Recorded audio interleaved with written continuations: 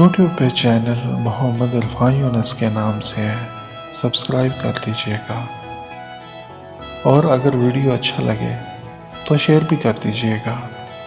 9 साला बच्चे ने बाजा मुंह के साथ लगाया और फिर एक जोरदार पाँ की आवाज़ निकली। बच्चे के चेहरे पे मुस्कुराहट आ गई। वो इधर उधर देखने लगा कि किसने ये आवाज़ सुनी है। अचानक सामने वाले घर का दरवाज़ा खुला और अंदर से एक आदमी बाहर निकल आया। इसकी नज़र बच्चे पे पड़ी जो दोबारा बाजा बजाने ही वाला था। इसने आओ देखा ना ताओ बिजली की रफ्तार के साथ बच्चे के पास पहुंचा और इससे पहले कि वो बाजा बजाता इसने इसे 2-3 थप्पड़ लगा दिए। इस पर भी गुस्सा ठंडा ना हुआ तो बच्चे का सर पकड़कर इसने करीब खड़ी वैन में दे मारा। बच्चे का बाजा दूर जा गिरा और वो रोते हुए वहां से चला गया। कुछ लोग ये सब देख रहे थे, लेकिन ये सब इतना अचानक हुआ कि किसी की समझ में ही ना आया। अब जबकि बच्चा जा चुका था तो वो इस वाकये पे तबसरों में मसरूफ थे। कुछ जो महजूज हुए थे वो मुस्कुरा रहे थे। एक बाबा जी इस शख्स को बुरा भला कहने लगे, तुमने अच्छा नहीं किया शीदे, छोटे से बच्चे को मारा, तुम्हें ऐसा नहीं करना चाहिए था। बाबा जी नाक में दम कर दिया था। इस पाँ ने सुबह से बच्चों को कितनी बार मना किया है कि ना बजाएं, लेकिन घर के आगे बाजा बजाते हैं। पाँ पाँ सुन के सुबह से सर दर्द कर रहा है, एक पल का सुकून नहीं। बस आ गया गुस्सा। शीदे का गुस्सा ठंडा हो चुका था और अब वो अपने इस अमल की वजाहत दे रहा था। अभी इनकी बातें चल रही थी कि वही बच्चा अपने वालिद को सहार ले आया। बच्चे का बाप गुस्से में भरा हुआ था। शीदे, तुम्हारी जुर्रत कैसे हुई मेरे बच्चे पे हाथ उठाने की? शर्म नहीं आती तुम्हें? कब्र में पाँव है और इतने छोटे से बच्चे को पीट कर अपनी बहादुरी का रोब जमा रहे हो। कब्र में तो तुम्हारे पाँव हैं 60 साल के बूढ़े, मैं तो 40 का हूँ। शीदे की उम्र 50 के करीब थी। वैसे इसकी बात सुनकर शायद चुप भी कर जाता, लेकिन कब्र में पाँव वाली बात सुन के इसे थक चढ़ गई। ये और 40 का? बाल खिजाब में रंगे हुए हैं, चेहरे पे झुर्रियां पड़ी हैं और मुंह में दांत नहीं। वो तंजिया अंदाज में बोला, ये देखो सारे दांत हैं और इन दांतों से मैं तुम्हारी बोटियां नोचूंगा। शीदे ने मुंह खोल के अपने दांत दिखाए। तुम इंसान हो या फिर? इसने बात अधूरी छोड़ दी, लेकिन समझने वाले समझ गए और हंसने लगे। तुमने मुझे कुत्ता कहा? शीदा गुस्से से लाल पीला हो गया।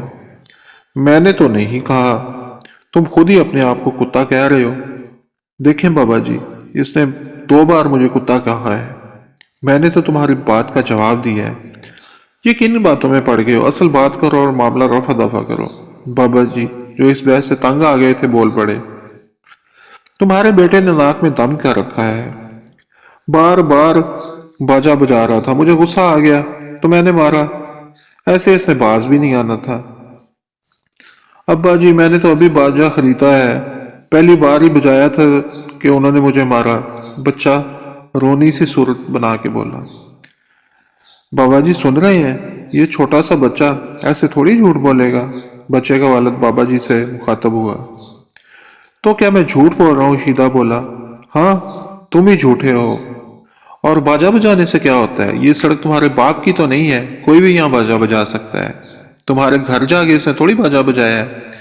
जहां भी बजाया हो, लेकिन आवाज तो मेरे घर तक आती है।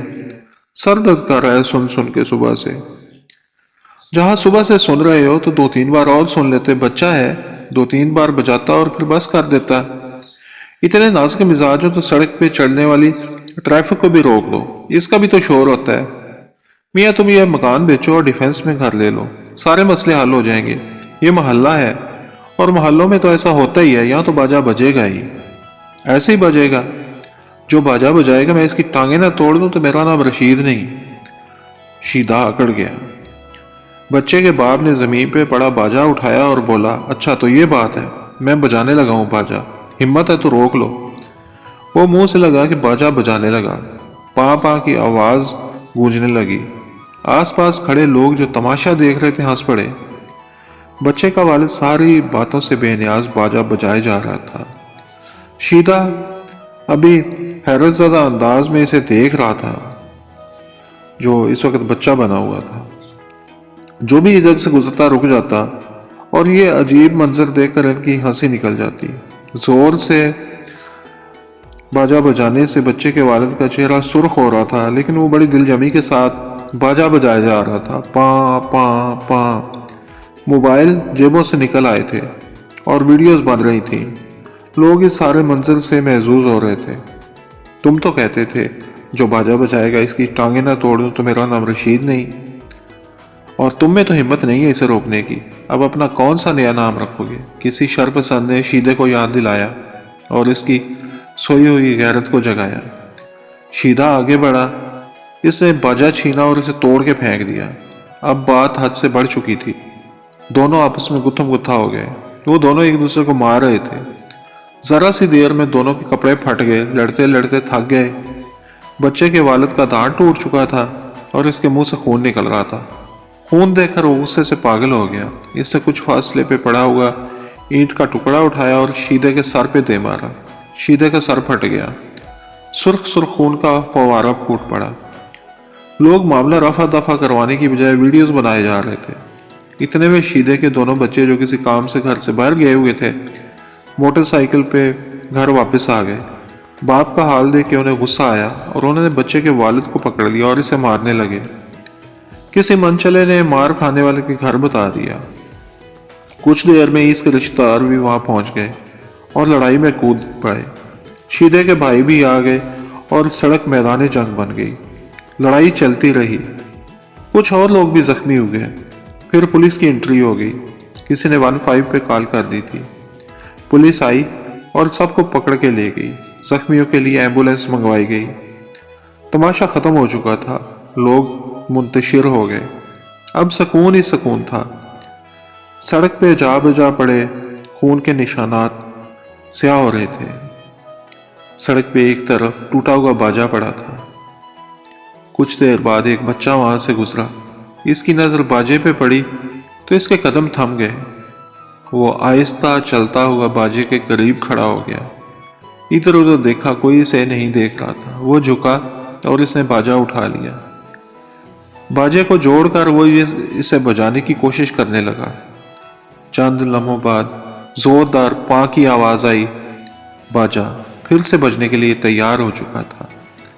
بچے کے چہرے پہ فاتحانہ مسکراہٹ آ گئی۔